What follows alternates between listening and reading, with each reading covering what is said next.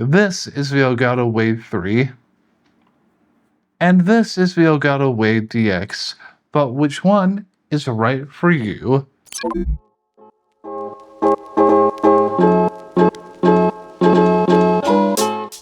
Hey, what's up? I'm Josh, and welcome to Techno Josh, where I break down creator gear, share live streaming tips and tutorials. Basically, if it helps you make better content, then I'm diving into it. And today I want to do a comparison between two Elgato products, the Wave 3 and the Wave DX. And the reason I want to do this is I know that there may be some creators out there that are on the fence between choosing a all-in-one USB microphone versus a XLR mic. I want to go through some of the pros and the cons of both, as well as let you listen to some sound tests between the two of them. So let's get to the tech.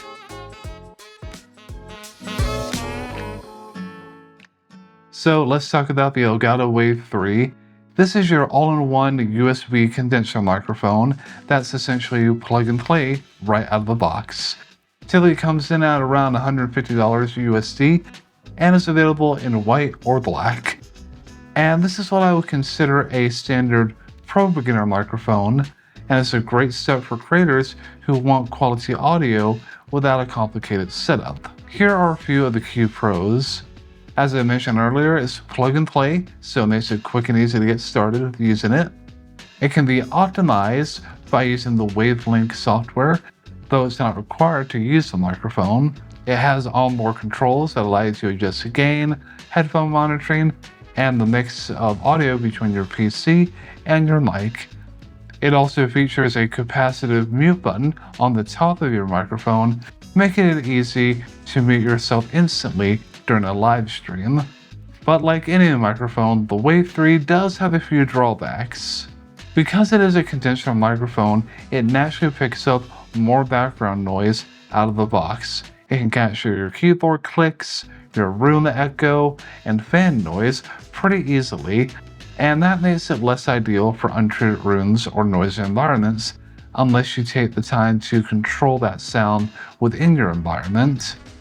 To get a clean, professional sound out of this microphone, you'll likely need to use software effects like noise gate, compressor, EQs. While tools like Wavelink make it easier to do this, there is still a learning curve if you're new to using filters or VSTs.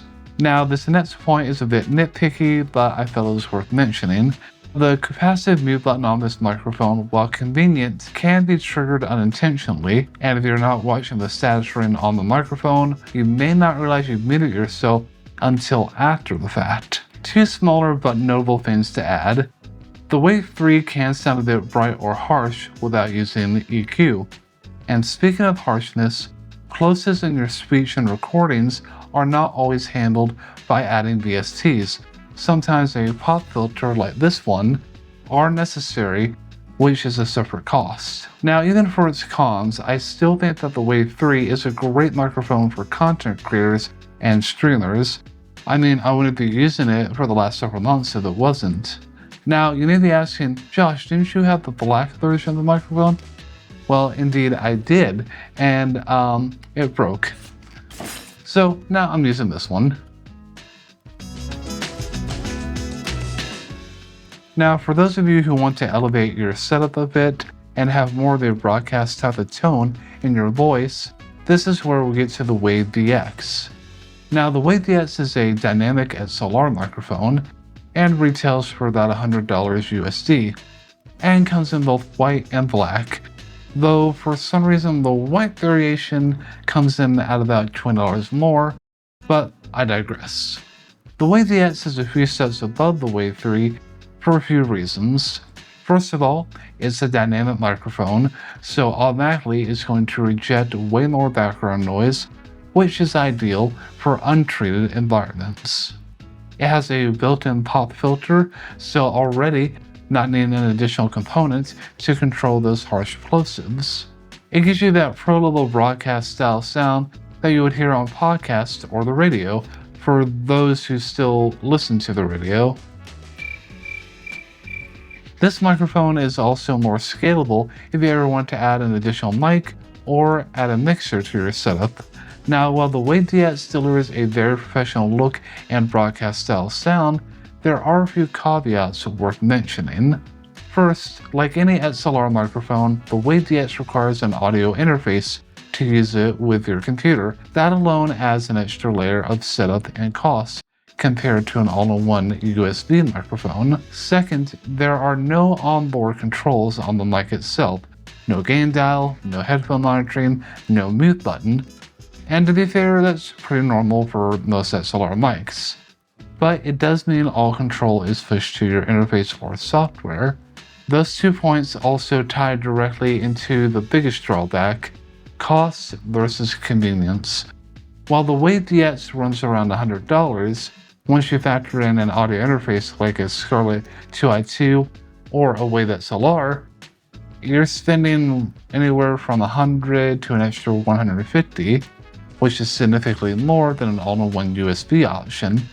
And unlike the Wave 3, which includes everything you need in the box, the Wave DX doesn't even include an XLR cable, and that's another small but notable purchase. While the Wave DX does need some extra setup, that is not a deal breaker. It's simply part of what comes with stepping into an XLR-based workflow.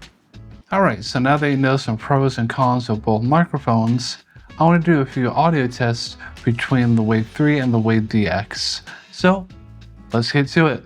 The star was particularly bright when the Nightmare Painter started his rounds.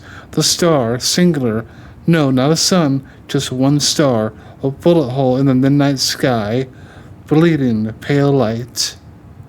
The star was particularly bright when the Nightmare Painter started his rounds. The star, singular, no, not a sun, just one star, a bullet hole in the midnight sky, bleeding pale light. It's terrifying how nightmares transform. I'm talking about ordinary nightmares now, not the kind that get painted. Terror dreams, they change, they evolve. It's bad enough to encounter something frightening in the waking world, but at least those mortal horrors have shape and substance. Peter picked a perfect place to podcast. Blue buttons bounce back. Sally sells seashells by the seashore. Yumi had always considered the appearance of the Daystar to be encouraging, an omen of fortune, a sign that the primal Haijo would be open and welcoming to her.